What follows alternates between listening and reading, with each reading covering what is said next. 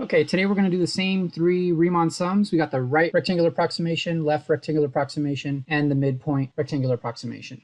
We're also going to do the trapezoid approximation. Remember, that's not a Riemann sum. And the main thing is we're just going to use a graphing calculator today to estimate all these areas for us. Okay, here's our first example. We want to use 5 equal subdivisions on the interval from 2 to 22. And we want to do a right rectangular approximation to approximate this integral here, and that's kind of like the area underneath the curve from 2 to 22. For the function y equals ln of x. So the first thing is, what are these middle numbers? We know we're going from 2 all the way to 22. So we want to divide it into 5 equal subdivisions. So remember, it's just going to be b minus a over n. So that would be 22 minus 2 over n. But our n is 5 equal subintervals, so we're going to divide by 5. So in this case, b minus a over n is going to give us 20 over 5, or 4. So if we start at 2 and the width of each rectangle is 4, we'd always add 4. So what is the next number? It's going to be 6. If you add 4, you get 10. If you add 4, you get 14, then 18, then 22. Okay, we are doing right rectangular approximations. So we want the x value to be the right x value for each rectangle. So we're going to skip the 2, and our first x value will be 6. So our first height there will be y of 6. Then y of 10, y of 14, y of 18, and the last one is y of 22. So those are all the heights. Remember, it's the width times all the heights because these are equal widths. Sometimes they're called uniform widths. So our width for each one is 4. So we put that on the outside. So it's 4, which is the width, times all the heights. Now we're just going to plug this into our graphing calculator. But we're going to need to plug in for the function. We're going to need to plug y equals ln of x. So here we go. Okay, under y1, I'm going to type in my function. Remember, my function is just ln of x. There we go. Now from the home screen, I can go ahead and type in all this stuff here. So it's going to be the width times all the heights. The width is 4, and then I just put all the heights. Remember, this is a right rectangular approximation. That's why I'm not using the 2. I'm using all the right heights. Okay, after typing everything in, I'm going to push green enter to get my decimal approximation. And there's my final answer, 50.8593. Remember, I like to truncate it, so I'm going to ignore that last digit there. Final answer is 50.859. Okay, we're going to do the exact same problem that we just did, except we're going to do the trapezoid rule. And what I'm trying to point out here is that we are using all the points. So when I did the right rectangular approximation, I used the x values of 6, 10, 14, 18, and 22, but I did not use the 2. So for the trapezoid rule, we're going to use all the x values. And because these are uniform widths, we can just use the trapezoid rule. And we'll write down both rules. The first rule is going to be the width divided by 2. So the width is 4. I'm going to divide that by 2. Then we do all the heights. And remember, we want to double all the middle heights. So all these middle heights get doubled. And I recommend that you write it as the width over 2, because otherwise you may forget if you divide it by 2 or not. You'll confuse yourself. So just write the entire rule the way it's supposed to be. Remember, there was a little bit faster way of doing it. It would be the width times all the heights. And then you just do half of the first one and half of the last one. So let's look at that. Okay, so the width was 4, and then times all the heights. And don't forget, we're going to do 1/2 times the first one and 1/2 times the last one. And these should give us the same answer. Let's check. We'll plug it in a calculator and see what we get. Okay, just to show you, our function is still going to be ln of x. Go to the home screen. We want the width over 2. And now I'm just going to plug in this one right here in the box. Plug it in the calculator, and we'll push enter. Okay, we'll push green enter. And we're getting 46.0635. Remember, we only need 3 decimals of accuracy, so I usually truncate it. I'll cut off that last digit, and I'll just take the first 3 digits of accuracy. Remember, the AP test would accept it if you use the 5 to round the last digit to a 4. The 3 could be rounded up to a 4. Okay, but I always recommend to truncate it. Just leave it alone. Just leave it as 46.063. Now let's plug in the other formula, see if we get the same answer. So it's the width times all the heights. The width is 4. Remember, we're going to multiply the first height by 1/2. We'll leave alone all the middle heights. And we multiply the last height by 1/2 as well. Push green enter. And you see we do get the exact same thing. So either formula will give you the same answer. Okay, for this example, they're giving us this expression. And they're telling us that it's the left Riemann sum approximation of some integral. And we're supposed to figure out what integral that is. Now we know that it's a left rectangular approximation. So we know that the height is going to depend on all the left x values. So our first x value is going to be 13 over 13. Now, they don't give us the graph, so I'm just using the graph to kind of help explain it. You can see that this is your first x value, this is your second one, this is your third one, this is your last one. So I'm just trying to use this picture down here to kind of explain what's going on, because this is kind of a tricky one. Remember, if it's a Riemann sum, it's probably the width and then times all the heights.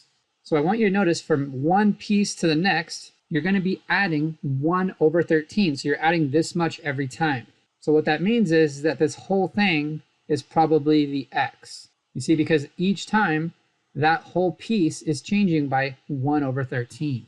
So you're starting with 13 over 13, then it's 14 over 13, then 15 over 13. So you're always adding this amount right here. You're always adding 1 over 13.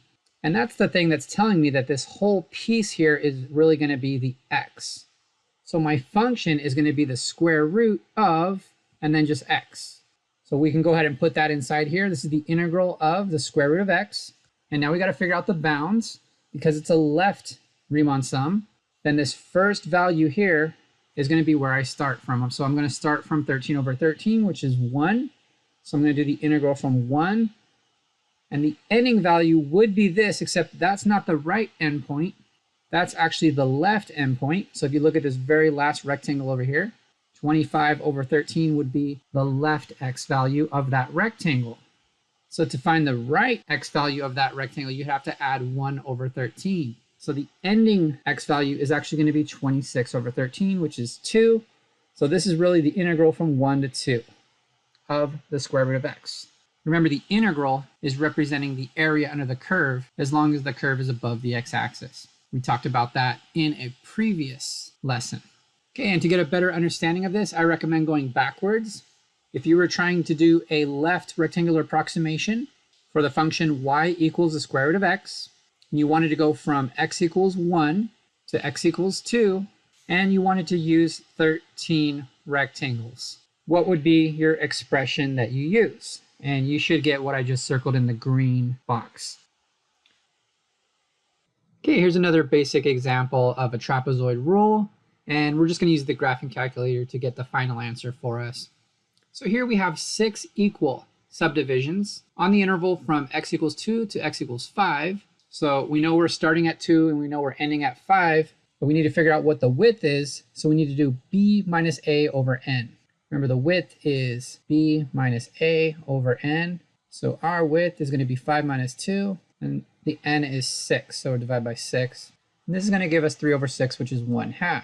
So if our width is 1/2, and we're starting with 2, 2 is kind of like 4 halves. So the next one is going to be 5 halves, and then 6 halves, and then 7 halves, 8 halves, and last one, 9 halves, and we're ending at 10 halves. Remember, this is a trapezoid rule, so we need to do width times all the heights, and we're going to let our function equal x squared. That's because we're using this trapezoid approximation to approximate the integral from 2 to 5 of the function x squared. So if y is equal to x squared, then we can put all the heights and we can write them as y of, and then each x value. Okay, remember we did our width, we got 1/2 for the width, so we can put a 1/2 in front. And I'm doing the formula where you just do 1/2 times the first height and 1/2 times the last height. Remember, the other formula would be the width over 2, so that'd give you a 1/4. And then for the other formula, you would just double all the middle heights. So it doesn't matter which formula you use, you're going to get the same thing. I just think this formula is a little bit easier to remember. So it's just the width times all the heights, but you're going to multiply the first and the last height by 1/2. And so that's the formula that I'm going to use. Let's plug it in a calculator and see what we get. Remember, for this problem, our function is x squared. There we go. So we put it in y1, and then we'll go to the home screen, and then we'll type in everything in that red box. So again, it's going to be the width times all the heights, but we just need to multiply the first and last height by 1/2. Then we'll push green enter. Now, I usually like to see more decimals of accuracy so I know how to round it. So let's double check the mode. If we go to mode, right now it's in floating 6. I prefer putting it in floating 12 just to see if there's any more accuracy that's missing. And because it doesn't give me anything extra, 39.125 is actually the exact answer. Remember, this is just the answer for the trapezoid approximation. This is not the exact answer to that integral. I also wanted to point out that you could use the other formula, which would be the width over 2 times all the heights.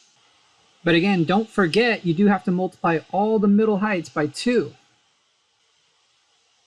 Now let's plug that in the calculator just to make sure we do get the same thing. Okay, then we push green and enter. And yes, we do get the exact same answer, 39.125.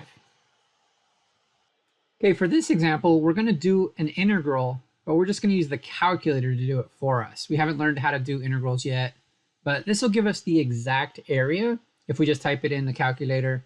So you can see that our function is going to be all this crazy stuff right here. And if you graph it, maybe using Desmos or some other graphing calculator, it will look something like this. And you can see we're going from 0 to 16. So we're doing the integral from 0 to 16. And then our function, we'll type it in on y1 for our graphing calculator. Okay, let me show you how to do that with the graphing calculator. You always want to start by typing in your function. So I'm going to push the diamond, and then I'm going to push the y equals, which is f1. Go ahead and type in your function. For ln, you do blue, and then the x. And then for the third root, you're going to do a power of 1/3, but you have to put parentheses around the 1/3. Now, this is a pretty crazy function, but it doesn't make our problem any more difficult. It just takes a little bit longer to type it in. We're going to go ahead and go to the home screen. Remember, we're trying to do the integral of this function from x equals 0 to x equals 16. For the integral, you can do f3 if you want to. You can see the first thing is derivative, second thing's integral, and then they have limit. I think it's a little bit faster if you just do second and then 7. You'll notice if you do second and 7, it's integral. Second and 8 is derivative. Those are the fastest ones. Now, when you're doing an integral, the first thing you want to do is type in your function. So our function is y1 of x. You could type the entire function here, but then it gets a little bit crowded and it's easier to make mistakes. So I usually type the function in y1, and then I come back here and I just put y1 of x for the function. Now you'll notice that we're doing our integral from x equals 0 to x equals 16.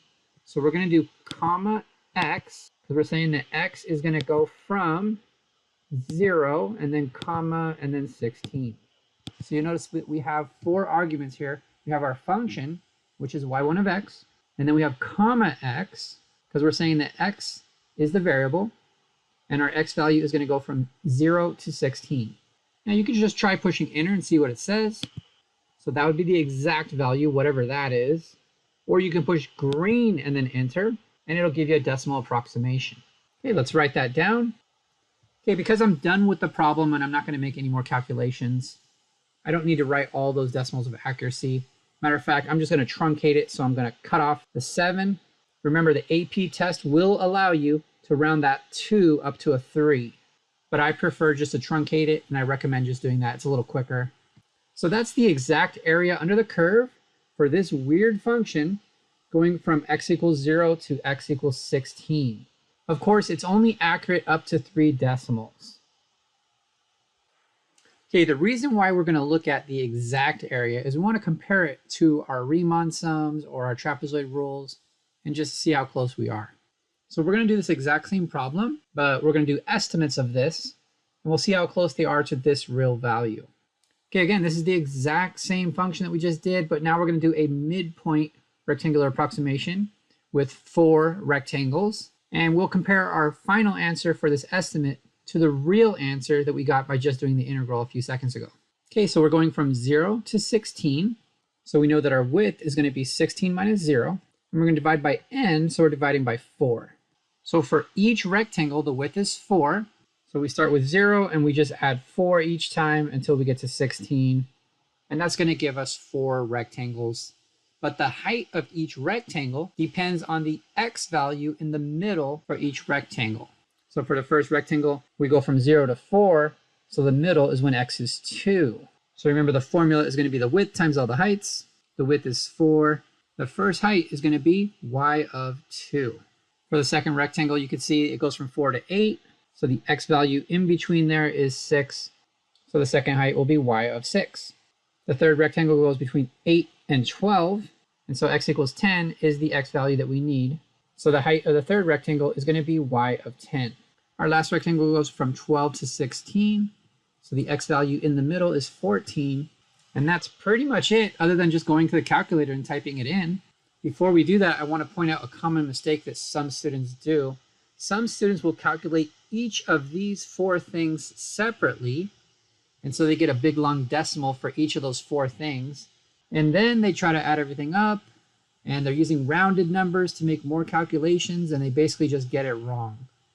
So don't do that. Do not spend a bunch of extra time and then end up getting it wrong by calculating each of these 4 things separately. That would be bad. Just calculate it all together at one time. Remember, the calculator is doing all the work, so let it do the work for you. Okay, go to the calculator. Remember, you always want to start by typing in your function. So I'm going to go to diamond and then F1. And my function's still there. It's the same function we just used. Then we'll go back to the home screen. And now we're going to type in everything in this green box. Remember, it's the width times all the heights. The width is 4. And my function was typed in on y1. So I'm going to do y1 of all of those x values. Okay, then I'm going to push green enter. And the answer for my estimate is 255.1683. Remember, we're going to truncate, so I'm going to cut off this 3. And so my estimate is 255.168. Let's compare that to the exact answer. We did that on the previous problem. We got 254.402.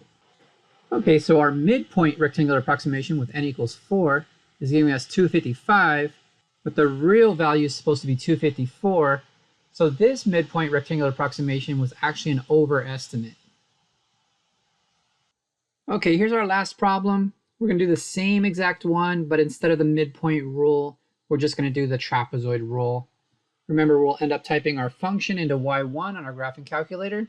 And I'm just going to use the easy rule, which is the width times all the heights. Remember, we just did this, so the width is 4, then times all the heights. And for the easy rule, you have to multiply the first and the last height by 1/2. Okay, let's type this in a graphing calculator and see what we get. Okay, remember our function's already typed in on y1 of x. So we go to the home screen, and we need to type in everything in this green box right here. Then we'll push green and enter. And our trapezoid estimate is 251.6998. Again, I prefer to truncate it, so I'm going to cut off this 8. And my final answer is 251.699. Remember, you could round it. If you round it, you would have 251.700. And those 2 zeros are very important because it's telling people that you rounded it to 3 decimals. Again, why do all that extra thinking? Just cut off the 8 and give your answer. Again, we want to compare this to the real value. The real value was 254.402. Our trapezoid estimate was 251.699, so this was an underestimate.